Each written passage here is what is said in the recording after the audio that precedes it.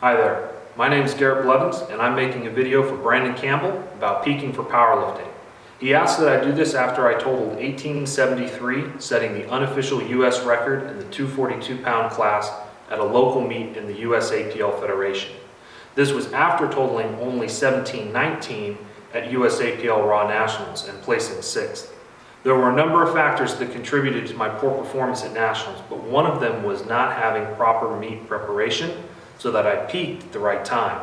And after you've put all that work into your training, you definitely want it to show up on the platform. So, when I talk about peaking, I'm talking about being at your best on a certain day. And this involves 3 factors. First, fatigue is the energy debt that you incur from training volume. As volume goes up, your fatigue goes up. The more you lift, the more tired and sore you become. Next is fitness. Fitness is the ability to perform a sport-specific task. So when I say fitness, I don't mean general fitness like low body fat or aerobic ability or endurance. Fitness for powerlifting is your ability to lift in the squat, bench, and deadlift with maximal strength. And also preparedness, which is how ready you are to display your fitness at any given point. All 3 of these are important factors in peaking. Let me explain. Fatigue has to go down for preparedness to go up. You're not prepared to show your fitness if you have a lot of fatigue. If you're really sore and beat up, you're not going to lift maximally. Likewise, fitness is maintained when you're working out.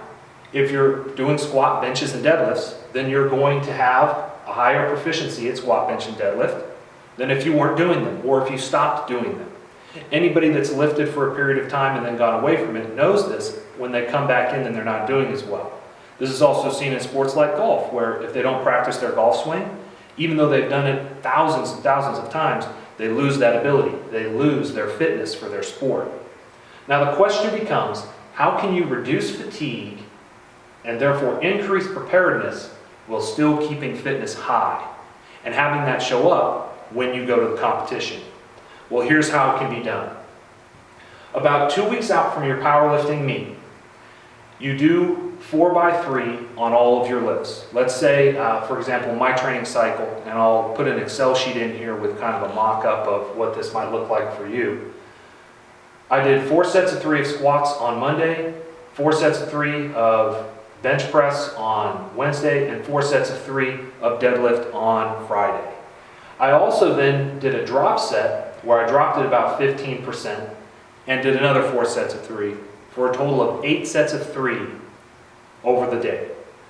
This was a large amount of volume because I was doing those sets of 3 with 90% and then dropping it down to about 75%. And so this was an extremely tough day with a lot of volume at a very high intensity. This made my fatigue very high, but that also kept my fitness very high as I was preparing myself for my sport. The next week, I cut the volume almost exactly in half. And I did 2 sets of 3 instead of the 4, 2 sets of 3 with squat, bench, and deadlift on their respective days, and then a drop set of about 15% for another 2 sets of 3. So I had a total of 4 sets of 3 working sets each day. I increased the intensity slightly to 92 or 93%. And so these were where I set rep PRs, 3 rep max PRs. So the intensity is slightly higher, but the volume is half of what it was the day before, or almost half, or the week before rather, not the day before. What this means is, even though I was lifting heavier weight, my fatigue dropped, because the biggest contributing factor to fatigue is training volume. And so if you cut training volume, your fatigue is going to drop. However, since your intensity is still high and you're doing the 3 basic movements, squat, bench, and deadlift, your fitness stays high even while your fatigue is dropping. As your fatigue drops, your preparedness increases. The last week, I dropped to 50%, cut the intensity almost in half, and did 3 sets of 3 on the squat, bench, and deadlift on Tuesday and Thursday, and then had the meet Saturday. So I worked squat, bench, deadlift, 3 sets of 3 with 50% of my 1 rep max on Tuesday and Thursday. The reason I did this was because in the powerlifting meet, I'm going to be doing the squat, bench, and deadlift. I'm going to do 3 attempts.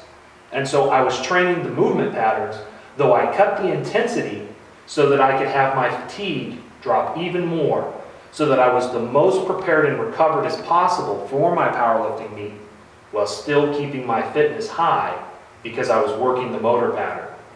At this point in this last week, you're really recovering. You're not building anymore. All of the building and the incurring of the fatigue debt has already happened way back in your training cycle. If this whiteboard was longer, we could put up 12 weeks of training and you would incur that fatigue debt over that time. The purpose of peaking is to go into this overreaching phase where you have an extremely difficult workout with a lot of volume at a high intensity, followed by a low volume and even higher intensity day, followed by a deload week that lets you recover as you go into your competition. Now, this was what I used as a 242-pound lifter who has a fairly high degree of proficiency in the sport, and I have an elite total. This is why I have an entire week devoted to a deload. However, if you're a smaller lifter with a lower total, you may not need an entire week to recover. You might be able to just take maybe 4 or 5 days instead of a full 7 to 10. And so this is something you're going to have to play around with based upon your ability. Now, something else that I did wrong in Colorado is I didn't choose my meet openers very well. I used to choose my meet openers. I would take a heavy single in training, but a single that I felt like, well, I did it pretty fast. I didn't have to grind it out. It was a smooth single. And that is what I was using as my opener. This is not a good way to do it. Instead, whatever you do for your 2 sets of 3 on squat, bench, and deadlift in this 1 week out from competition, use that 3 rep max as your opener. Anything that you hit for 3 reps in training, as long as they're clean reps, you know for certain that you can crush as your opener. And that's what an opener should look like. Likewise, when you go from that opener, let's say, for example, you open with 300 pounds on the squat because you did 2 sets of 3 with 300 this week. Let's say you did your 4x3 with 285 this week and you did your 2x3 with 300 this week. That would mean this is your opener. Now, once you start with this, you're probably only going to want to jump maybe, if it goes real well, maybe to 320, maybe 325 for your, this is your opener, this is your second attempt. You still want to crush your second attempt. When you go to a powerlifting meet, you should be going 8 for 9, 9 for 9. You should be making all of your lifts. You don't want to go in there and go 5 for 9. You're not going to achieve a good total that way. So crush your opener, crush your second. Really, there shouldn't be any sticking points. You should not be grinding out your second. Depending on how this goes, then make a moderate jump.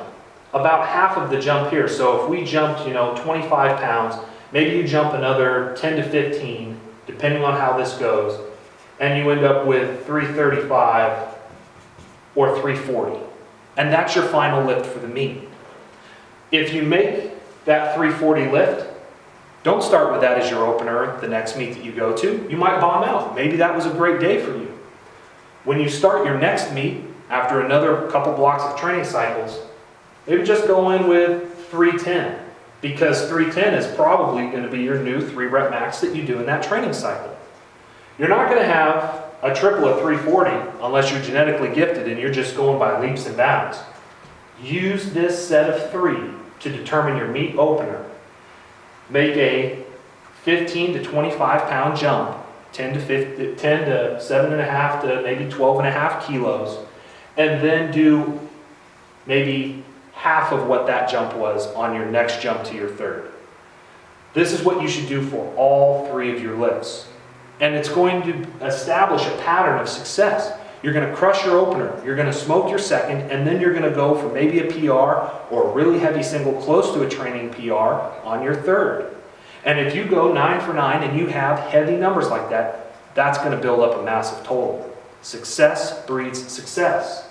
So don't open with 335 because you did a rep of 340 somewhere back in the training cycle. You had a great day, everything was perfect, and you're like, oh, I just opened with 335. What if at 335 you kind of have to grind out, or you have misgrooved or something like that? There's no way you're going to come back from that and hit your 340. But if you make smaller jumps and build up into that third, you can really establish a good total. So that's the advice that I have for you in peaking for powerlifting. Remember to have an overreaching phase.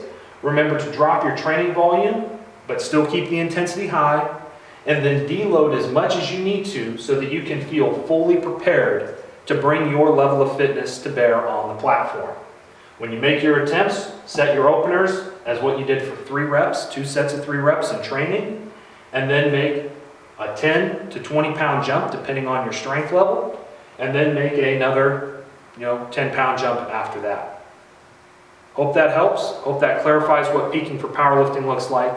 Thanks for the opportunity, Brandon. I appreciate it. Blessings.